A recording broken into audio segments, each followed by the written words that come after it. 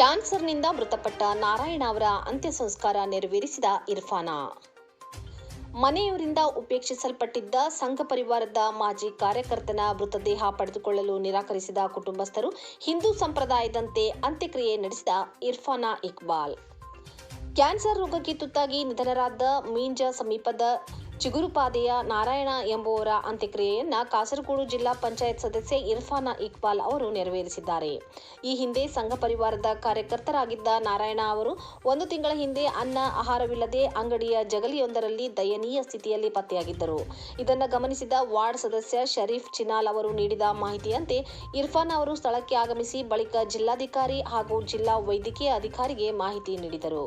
ಅವರ ನಿರ್ದೇಶನದಂತೆ ಉಪ್ಪಳ ಶೇಖ್ ಸೈಯದ್ ಫೌಂಡೇಶನ್ನ ಕಾರ್ಯಕರ್ತರು ನಾರಾಯಣ ಅವರಿಗೆ ಪ್ರಾಥಮಿಕ ಚಿಕಿತ್ಸೆ ನೀಡಿ ಬಳಿಕ ಕೋಜಿಕೋಡ್ ವೈದ್ಯಕೀಯ ಕಾಲೇಜು ಆಸ್ಪತ್ರೆಗೆ ಕರೆದೊಯ್ದು ದಾಖಲಿಸಿದ್ದರು.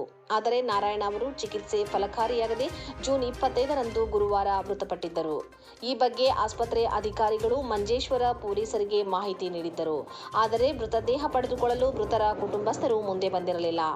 ನಾರಾಯಣ ಅವರಿಗೆ 2 ಪತ್ನಿಯರು, ಮಕ್ಕಳು, ಸಹೋದರಿಯರು ಇದ್ದರು. ಮೃತದೇಹ ಪಡೆದ ಅವರು ಅಂತ್ಯ ಸಂಸ್ಕಾರ ನೆರವೇರಿಸಲು ಜಿಲ್ಲಾ ಪಂಚಾಯತ್ ಸದಸ್ಯೆ ಇರ್ಫಾನ ಇಕ್ಬಾಲ್ ಅವರಿಗೆ ಒಪ್ಪಿಗೆ ಪತ್ರ ನೀಡಿದ್ದರು ಎನ್ನಲಾಗಿದೆ.